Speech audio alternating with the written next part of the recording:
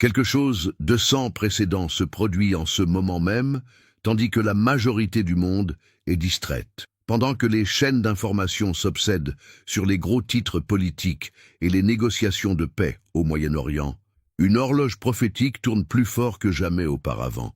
Les actions qui se déroulent à Jérusalem, les accords d'Abraham, le déplacement de l'ambassade américaine vers la capitale d'Israël ne sont pas simplement des mouvements politiques, ce sont des marqueurs et prophétiques dont un humble homme nommé William Branham avait averti des décennies avant que nous ne les voyions se réaliser. En juin 1933, bien avant qu'Israël ne devienne une nation à nouveau, un jeune pasteur a reçu 7 visions qui l'ont secoué jusqu'au tréfonds de son être. Le frère Branham n'avait que 24 ans quand Dieu a levé le voile et lui a montré ce qui allait venir pour l'Amérique et pour le monde. Il a vu ces visions avec tant de clarté qu'il les a écrites et en a parlé à sa congrégation.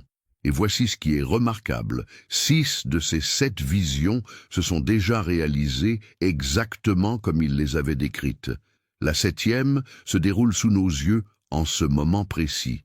Le frère Branham a prêché au sujet de ces visions tout au long de son ministère entier. Dans son sermon intitulé « Les 70 semaines de Daniel », prêché en 1961, il a expliqué comment Israël serait la clé pour comprendre le calendrier prophétique. Il a enseigné que quand Israël est devenu une nation à nouveau en 1948, l'horloge prophétique de Dieu s'est remise à fonctionner après près de 2000 ans de silence. Chaque mouvement en Israël, chaque traité, chaque leader qui touche cette terre fait partie du plan de Dieu pour les temps de la fin. Et maintenant, avec tout ce qui se passe au Moyen-Orient, nous voyons la prophétie se réaliser en temps réel. Réfléchissez un instant. Un homme qui marchait sur les routes de terre du sud de l'Indiana avec à peine une 7e année d'éducation a parlé avec une précision prophétique d'événements qui ne se produiraient que 30, 40, voire 50 ans plus tard. Il n'a pas fait des suppositions basées sur la chance. Il portait un don qui discernait les pensées et les intentions des cœurs. Et quand il parlait de l'avenir, le ciel lui-même confirmait ses paroles par des signes et des prodiges que les médecins et les scientifiques ne pouvaient pas expliquer. Laissez-moi vous dire exactement ce que le frère Branham a vu dans ses 7 visions en 1933, car chaque mot a de l'importance et chaque détail s'est avéré vrai. Il a rapporté ses visions tout au long de son ministère, particulièrement dans son sermon de 1960, intitulé « Essayer de servir Dieu sans être dans la volonté de Dieu », et à nouveau dans d'autres messages où il a rappelé à ses congrégations que Dieu lui avait montré ces choses des décennies avant qu'elles ne se produisent. La première vision a montré Mussolini envahissant l'Éthiopie, puis venant à une fin honteuse, avec son propre peuple se tournant contre lui. Branham a dit qu'il verrait le corps de Mussolini dans les rues, et c'est exactement ce qui s'est passé en 1945, quand des partisans italiens l'ont tué et ont pendu son corps la tête en bas sur une place publique à Milan. La deuxième vision a révélé Adolf Hitler s'élevant au pouvoir et conduisant l'Allemagne vers une deuxième guerre mondiale, et elle a montré la ligne Maginot, cette fortification que la France pensait les protéger, mais qui a échoué. Les 2 visions se sont produites avec une précision stupéfiante. La troisième vision a montré 3 grands ismes, le fascisme, le nazisme et le communisme, et comment tous finiraient par se réunir dans un système unifié. Le frère Branham a enseigné que le communisme finirait par absorber les autres, et il a vu cela se produire de son vivant alors que l'Union soviétique s'accroissait en puissance après la Seconde Guerre mondiale. La 4e vision a révélé un progrès scientifique extraordinaire, et il a spécifiquement mentionné avoir vu des voitures familiales américaines de forme ovoïde circulant sur des autoroutes contrôlées par une sorte de guidage à distance. Rappelez-vous, c'était en 1933, bien avant que quiconque n'imagine les véhicules autonomes ou les designs aérodynamiques que nous voyons aujourd'hui. La 5e vision l'a profondément secoué, car elle a montré la condition morale du monde, particulièrement concernant les femmes et la modestie. Il a vu des femmes vêtues de vêtements qui couvraient à peine leur corps, et l'émergence de ce qu'il appelait un esprit d'immoralité qui balayerait l'Amérique. Il n'a pas prêché cela pour juger quiconque, mais pour avertir que quand vous voyez ces signes, vous regardez des marqueurs prophétiques de la fin des temps dont Jésus lui-même parlait dans Matthieu chapitre 24. La 6e vision lui a montré une belle femme s'élevant au pouvoir en Amérique, mais avec un cœur cruel et pervers. Il a enseigné que cela représentait soit une femme littérale occupant un haut poste politique, soit le système ecclésiastique catholique prenant le contrôle de la politique américaine. La 7e et dernière vision était la plus grave de toutes. Il a vu l'Amérique complètement détruite par une explosion et un incendie, brûlée jusqu'aux cendres sans rien d'autre que des ruines fumantes. Si ce message parle à votre cœur en ce moment, laissez un commentaire ci-dessous et dites-nous où vous regardez ce message. 6 de ces 7 visions se sont déjà produites exactement comme le frère Branham les avait décrites. Et la 7e, c'est de cela que nous devons parler ensuite, car ce qui se passe avec Israël et la politique mondiale prépare maintenant le terrain pour que cette vision finale soit réalisée. C'est ici que tout ce que le frère Branham a enseigné entre en focalisation avec ce que nous voyons aujourd'hui. Il a prêché longuement au sujet d'Israël tout au long de son ministère.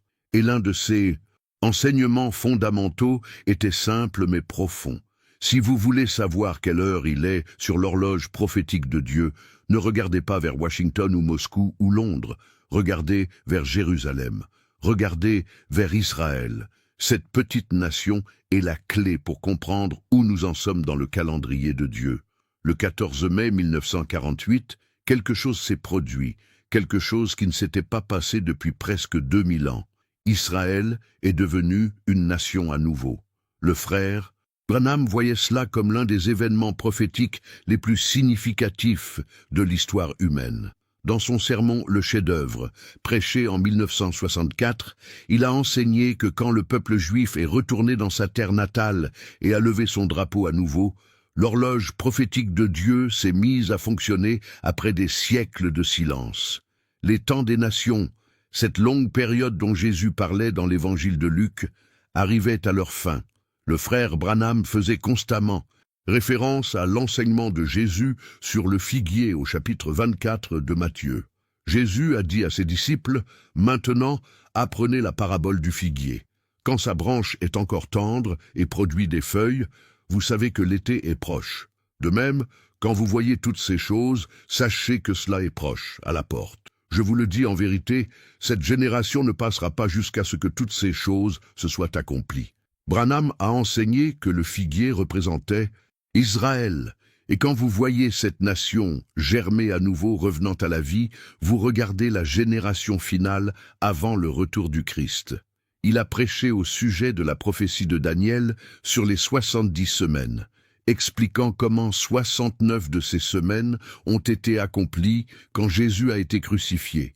Mais une dernière semaine, 7 ans de tribulation, reste toujours. Et cette semaine finale ne pourrait pas commencer jusqu'à ce qu'Israël soit retourné à sa terre. Parce que la prophétie de Daniel concernait spécifiquement le peuple de Dieu et sa ville sainte, c'est-à-dire le peuple juif et Jérusalem. Tout dans la prophétie des temps de la fin tourne autour de cette ville et de cette nation. C'est pourquoi les actions de Donald Trump avec Israël portent un poids prophétique si lourd. Quand il a reconnu Jérusalem comme la capitale d'Israël en 2017, déplaçant l'ambassade américaine là en 2018, il ne faisait pas simplement une déclaration politique, qu'il l'ait compris, ou non, il alignait l'Amérique avec les desseins prophétiques de Dieu pour cette nation. Les accords d'Abraham qui ont apporté des accords de paix historiques entre Israël et les nations arabes ne sont pas des réalisations politiques aléatoires. Ce sont des pièces du puzzle prophétique s'emboîtant exactement comme la Bible l'avait décrit. Tout au long de 2020, ce que les experts disaient être impossible s'est produit. Les accords d'Abraham ont réuni les Émirats arabes unis, Bahreïn, le Maroc et le Soudan dans des accords de paix formels avec Israël. Des nations qui avaient refusé de reconnaître le droit d'Israël à exister pendant 70 ans. Ce n'était pas simplement de la diplomatie. C'était un bouleversement sismique du paysage spirituel et prophétique du Moyen-Orient. Et Donald Trump était au centre de la facilitation de ces accords historiques. Maintenant, c'est ici que le moment actuel devient absolument critique à comprendre. Jared Kushner, le gendre juif de Trump, a joué le rôle d'architecte dans la création des accords d'Abraham pendant le premier mandat de Trump. Il est décrit comme le diplomate couteau suisse de l'administration, disposé à voler n'importe où et à négocier avec n'importe qui pour faire progresser le processus de paix. Mais le rôle de Kushner a évolué. Récemment, en octobre 2025, Kushner a refait surface de derrière les coulisses pour monter sur le devant de la scène dans la négociation de ce que beaucoup appellent la réussite de paix la plus significative de l'histoire moderne du Moyen-Orient. Un accord complet de cessez-le-feu à Gaza et de libération d'otages qui a fondamentalement modifié les dynamiques régionales. Le frère Branham a enseigné longuement au sujet de la promesse de Dieu à Abraham en Genèse 12, 3, où le Seigneur a dit « Je bénirai ceux qui te béniront, et je maudirai celui qui te maudira, et en toi se béniront tous les peuples de la terre. » Il a souligné que ce n'était pas simplement un principe de l'Ancien Testament qui a expiré. C'est une alliance éternelle qui s'applique toujours aujourd'hui. Toute nation, tout leader, toute personne qui bénit Israël se positionne pour la bénédiction de Dieu. Quiconque maudit Israël se positionne pour le jugement de Dieu. Dans son sermon Israël et l'Église, Branham a enseigné au sujet de la restauration d'Israël et comment les nations païennes joueraient un rôle dans les desseins de Dieu pour les temps de la fin. Il a expliqué que bien que l'ère de l'Église ait été donnée aux gentils, Dieu n'a jamais oublié son alliance avec Abraham, Isaac et Jacob. La restauration d'Israël n'était pas simplement un mouvement politique. C'était l'accomplissement de la prophétie d'Ézéchiel où Dieu a dit qu'il ramènerait son peuple de toutes les nations où il avait été dispersé et les planterait à nouveau dans sa propre terre. Quand Trump a déplacé l'ambassade américaine à Jérusalem en 2018, il a fait ce qu'aucun autre président américain n'avait le courage de faire. Depuis plus de 70 ans, chaque président depuis 1948 avait promis de reconnaître Jérusalem comme la capitale d'Israël. Mais quand la pression est venue de la communauté internationale, ils ont tous reculé. Trump ne l'a pas fait. Il s'est tenu ferme. Et ce faisant, il a aligné l'Amérique avec les desseins de l'Alliance de Dieu pour cette ville. Jérusalem n'est pas simplement une autre capitale du Moyen-Orient. C'est la ville que Dieu lui-même a choisie, la ville où Jésus établira son trône quand il revient. Les accords d'Abraham ont fait plus que créer des alliances politiques. Ils ont ouvert des portes pour une plus grande coopération, des échanges commerciaux et culturels entre Israël et les nations arabes. Plus important encore, ils ont normalisé les relations dans une région qui est en guerre depuis des générations.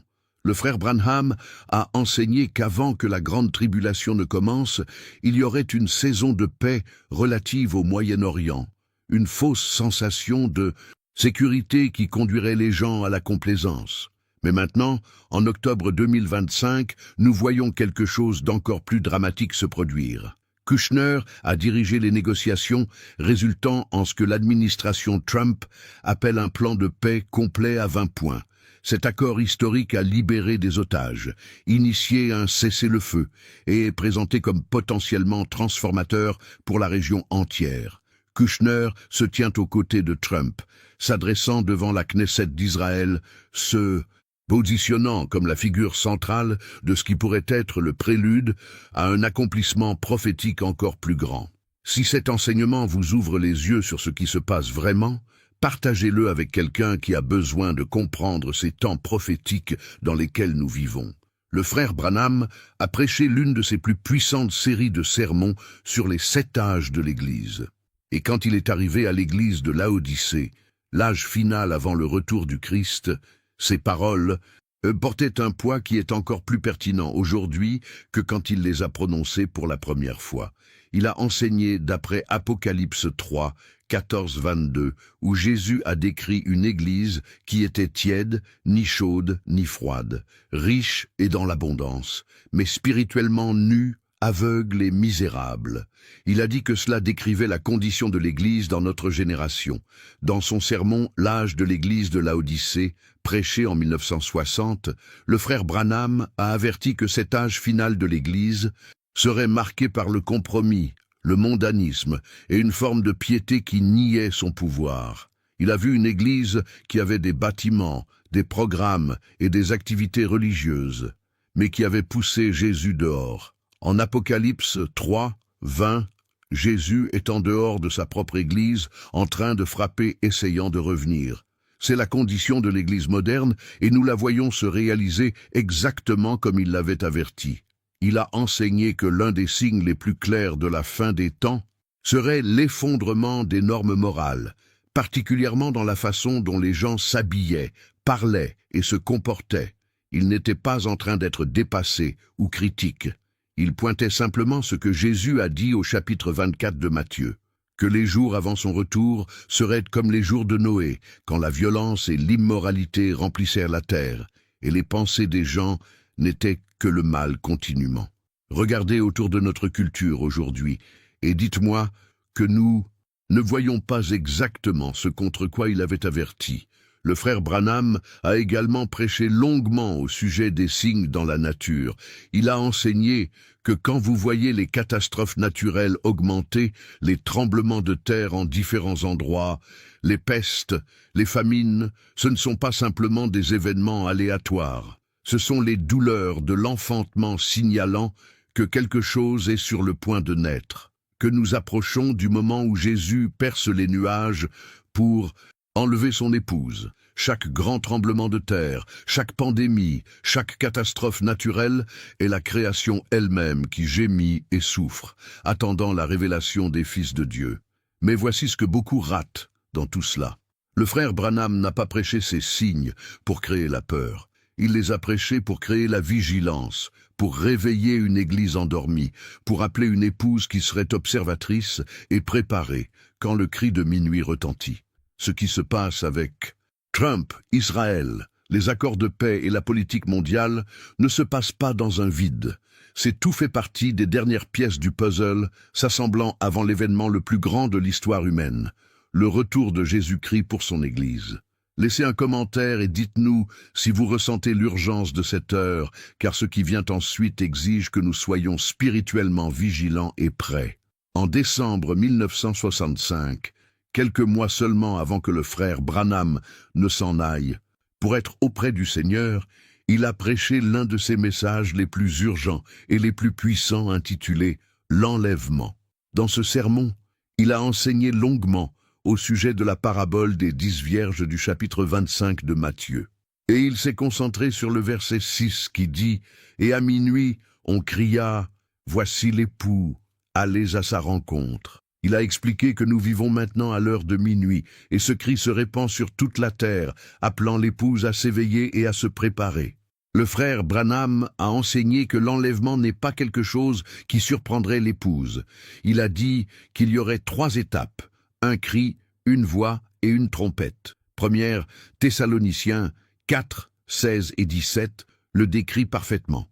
Le Seigneur lui-même descendra du ciel avec un cri, avec la voix de l'archange et avec la trompette de Dieu, et les morts en Christ ressusciteront d'abord. Puis nous qui serons vivants et restants serons enlevés ensemble avec eux dans les nuages, à la rencontre du Seigneur dans les airs. Il a enseigné que le cri est le message qui sort maintenant, réveillant les vierges endormies, les appelant à se pourvoir d'huile pour leurs lampes. Mais voici ce qui est critique à comprendre. Le frère Branham n'a jamais fixé de date. Il a refusé de prédire le jour ou l'heure exacte, car Jésus lui-même a dit « Nul ne connaît le jour ni l'heure ». Ce qu'il a enseigné, c'est que nous pouvons connaître la saison, nous pouvons reconnaître les signes, nous pouvons voir quand les choses s'alignent exactement comme la prophétie a déclaré qu'elle le ferait.